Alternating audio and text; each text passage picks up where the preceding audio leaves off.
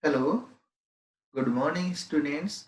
Today we will study the final part of the poem Rabbi Ben Ezra by Robert Browning. As I have told you, this poem is a dramatic monologue and it is uttered by Rabbi Ben Ezra, who was a real person of 20th century. He was a poet, mathematician, and a philosopher.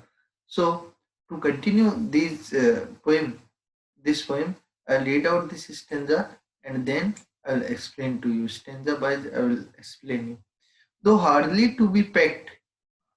Previously, as I have told you, that this poem, whatever was given in the poem was that Rabbi Ben Ezra the world believed that man's success is based on his achievement in the world. Browning says this is not so. Success doesn't depend on achievement but on aspiration, on intent, his goals, thoughts, aims, wishes, and dreams, and hard he worked to achieve them is what matters. Thus, according to the worldly standard, he may be a failure, but in actually he is a successful person. This effort he has made to win goals matters. In God's eye, these things matter according to his standard. Man is perfect and well performed. So now come to this stanza. Thought, thoughts hardly to be packed into a narrow act. Fancies that broke through language and escaped all I could never be, all men ignored in me. This I was worth to God whose will the picture shaped. So he said, the poet says that though hardly to be packed into the narrow act and fancies, it is our fancies or imaginations, those make us successful. All, all men, all men, everybody ignores, but this is worth for God. God, whatever God sees the effort, how effortful a person is. It depends. This is his success and failures depend on this. A man for the world may be unsuccessful, but in the view of God, he is a successful person. Okay, come to the next stanza and a note that potter's wheel, that metaphor, and feel why time spins fast, why passive lies or clay, thou to whom fool profound, when the wine makes it round, since life fleets, all is change. The past one says today. Very important line that not the potter's wheel. A potter's wheel is a just kind of metaphor here. And as a potter's wheel spins, time spins according to. But passive lies the clay. Here clay is symbol of man. Man remains passive. If a as what happens on a potter's wheel, when the potter keeps that mold, that clay on the wheel, it takes shape. In the same way, if man keeps himself on the spin of the time, it will be changed. Okay, so thou to whom full propound when the wine makes it round, since life fleets, life always remains changing, all is changed. The past has gone, says today, we should seize, we should capture today, whatever has gone. So just like time changes, time always remain moving, but a man should always keep his keep doing his best efforts. That is the a kind of message through this poem. So come to the next stanza and who all that is at all lasts ever past recall. Earth changes, but thy soul and God stand sure. What entered into thee, that was, is, and shall be. Times will runs back or stop, potter and clay. Whatever the message is given, full addressing. as he says that food, all that is at all, whatever is, that is, and it lasts ever. Past, you can recall, you can remember, you can reminiscence your past. Earth changes. Earth may be changes, shape of the earth may change, but thy soul and God stand sure. Whatever, everything may be changed, but God and your soul will be stand sure. What entered into the whatever the knowledge you have gained, that was and is and shall be, your knowledge will be permanent. Times will runs back or stops. Times will maybe runs back, it may be stopped, but the potter and clay have to endure. But as uh, what happens on a potter's wheel, if it runs and it may stop, who has to suffer? Potter and its clay. So in the same way, times runs, but a human being has to suffer. Now come to the next stanza. He fixed thee mid this dance of plastic circumstances. This present thou forsooth wouldst fain arrest. Machinery just meant to give thy soul its bent. Try thee and turn thee forth sufficiently impressed.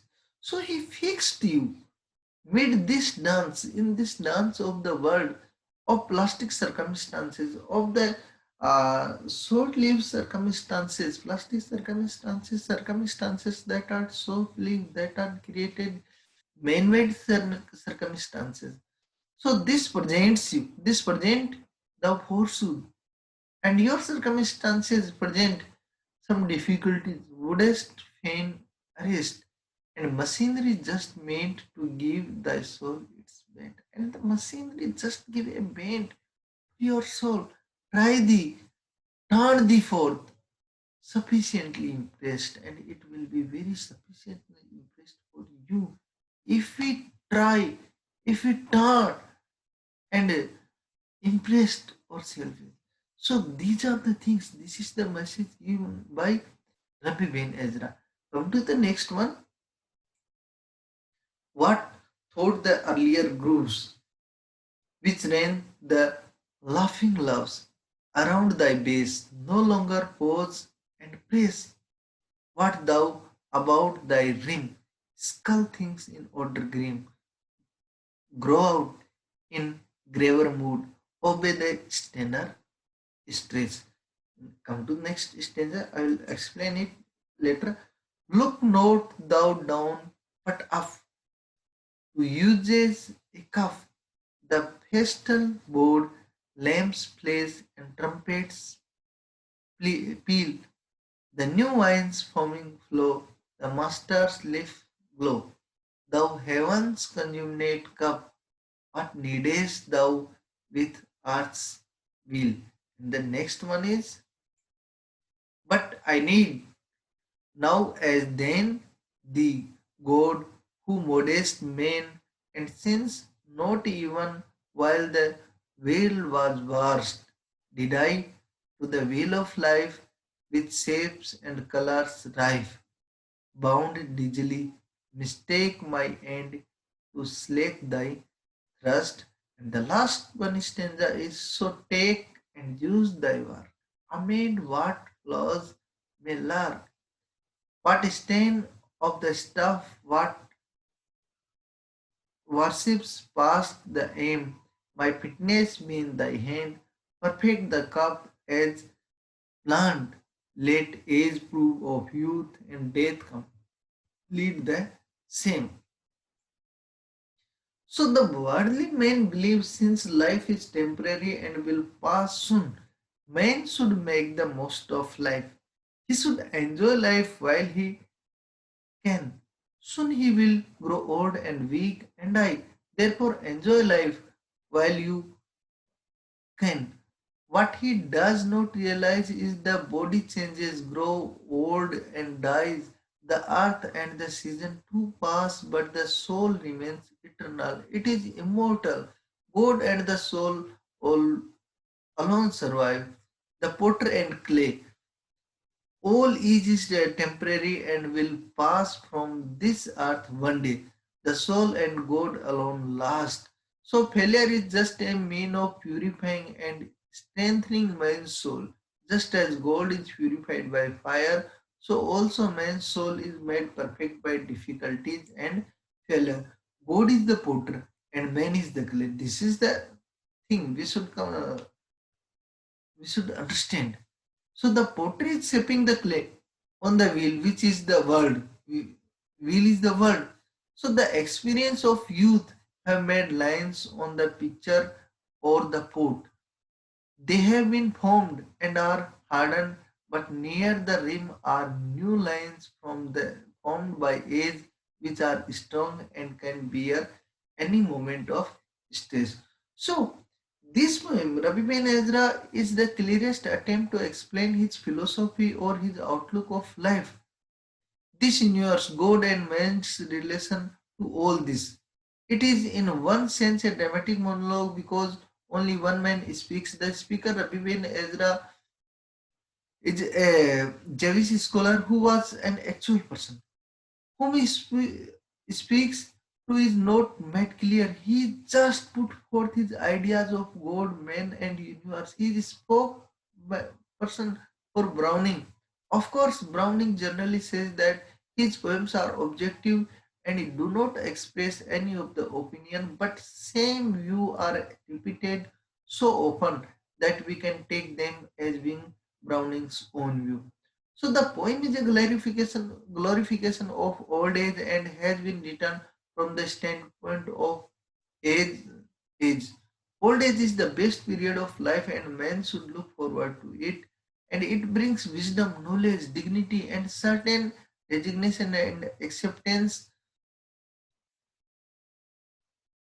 of life. So youth is a period of doubt and rebellion.